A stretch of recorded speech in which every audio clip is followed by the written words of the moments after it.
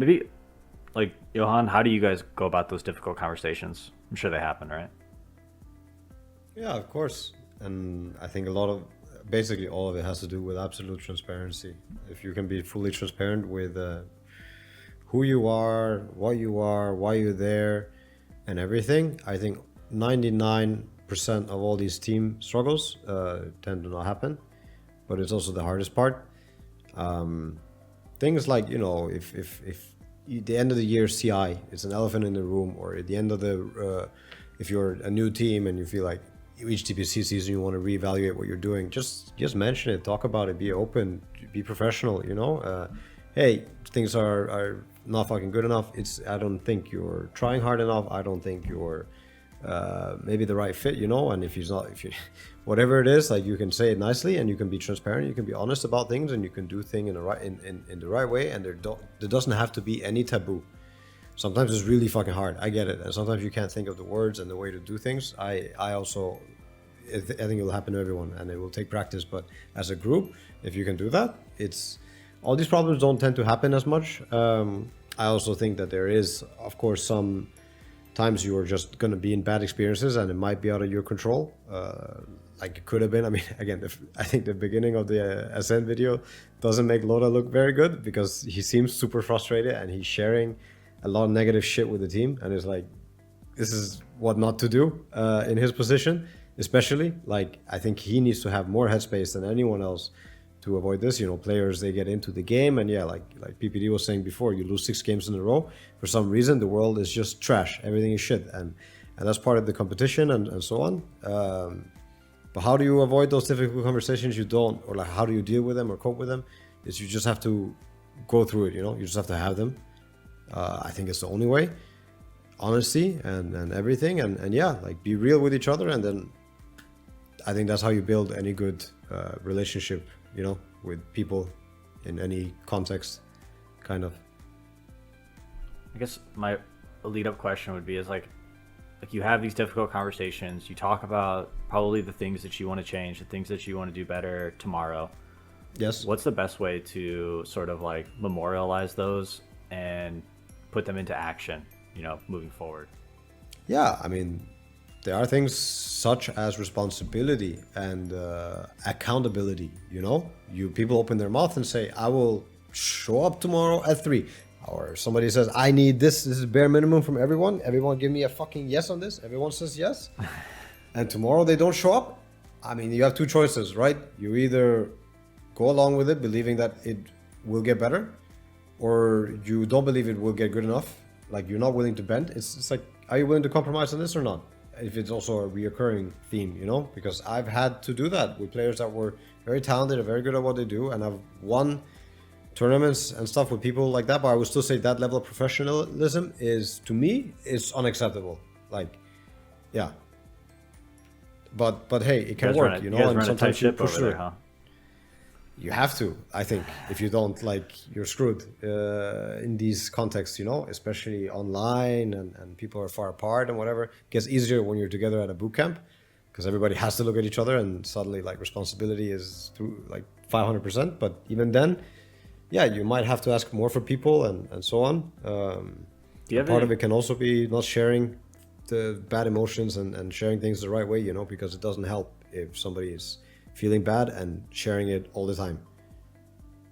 Do you have any examples of how maybe you did this with, maybe your current team? Like, you don't have to like name names or anybody or anything, but like, was there anybody who was like maybe not being the best professional, where you kind of had to remind them gently? Sure. I mean, I think Misha is the most professional in the team. I'm going to choose him as an example because He can handle it. I know that. Yeah. So I think he led as a captain, as the person who also carries, I would say, at least twice the responsibility of anyone else in that team. And he's good at delegating, and he is giving responsibility to others, and he's not alone.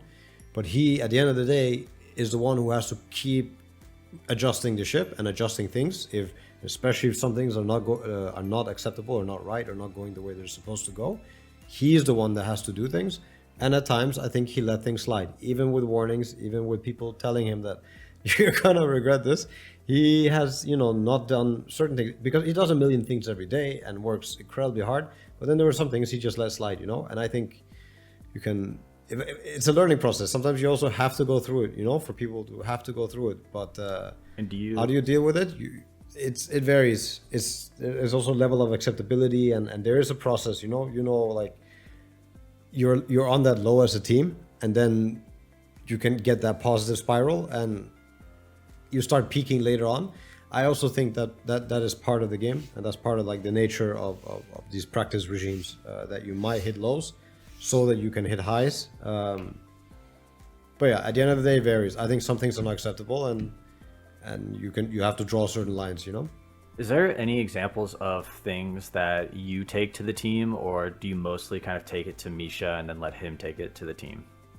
Mostly, for sure, everything goes through Misha. I don't think I've ever intervened in the team. Maybe once at Stockholm, or twice. I have maybe said something. I have to say this, and then it's up to people. But yeah, no, it's everything goes through Misha, and they have made a super system, and True helps a lot. Like True and Misha are the ones who often say things the way they are and the way they have to be said, and they're really smart with it too. Who's True? I think that's the main challenge of being also a good leader in a high intelligent type of atmosphere, is like it is actually the way you word things. And one thing is how you word it, like be smart with the words you choose, but also just the energy that carries it, you know. If you combine the two, you can get the messages across that you need to get, you know. And often how you have to carry a message is so different from person to person. For sure. Yeah. Some people are easy, right? They can handle the honesty just straight up. Other people, yes, and some people are soft, and some people are also just not ready for some things, but they can be if you really wrap it up in a certain way, you know. I'll give you, for example, I will give you an example from my side. Obviously, when we went to the major, you know, there was like a first part of a tournament and a second part of a tournament, and I think everything changed after the Fnatic game. I think there was this OG magic that people talk about. You start seeing it, that it's happening. But how we got there is that what people don't think, you know. It's not like we wake up every day, okay, the OG magic is there. No, it's like some of these things are, you have to work with them and you have to do that, and there's a specific things that has to happen in specific moments. But I think that big philosophy of OG is doing things through the captain. I think that's something that Johan was always trying to do, empower the captain and empower Misha, because otherwise you have too many voices, you know. It's a lot of give and take. Like I would say, there's the example of, you know, what do you like to play? Oh, cool. How do you like to play it? Oh, you're not sure? What about this? That's one example. But the other example could be Seba at the major. After a game that they maybe won, but they didn't play so well, he tells everyone in the room, is like, okay, you can either waste 5 years of your career, or you can listen to me right now, and that's up to you, you know. It's both can work, and it's timing, it's setting, it's how you carry the messages, as much as the message itself. So what's the OG sauce made up of? What's the secret ingredients? Johan and Tears, Dota grinding, no soul left, bro. All you have is this, and then eventually, you just do what has to be done, you know. Even if it is being super, whatever it is, to be a super good teammate, you know. Yep, I picked you guys as favorites for that major, by the way. Really? Remember? Damn. Before Seb or with Seb? Said with Seb. I said you guys and Tundra in the finals, I think. So I was a little wrong, but just by one game. Yeah. I said TSM OG was going to pull it out in the end. I think I believe that we were going to win it after. Not. I'm not going to say that we're going to win it, but it's like I felt after that the Fnatic game, people played better, and then I knew we were likely to win. But before the Fnatic game, holy shit! No. Was this sort of like your first big win as like a spectator, Johan? Or I know you guys have done well on other stuff, but yeah. No, it was. We just had there was like the Dubai where we won the first round, right? After the group, how did it work? We had the group stage and then we won the first round. we finished fourth in the Dubai, I think. Yeah, I don't remember, but yeah, this was. I mean, obviously, this was the biggest win as a spectator for sure.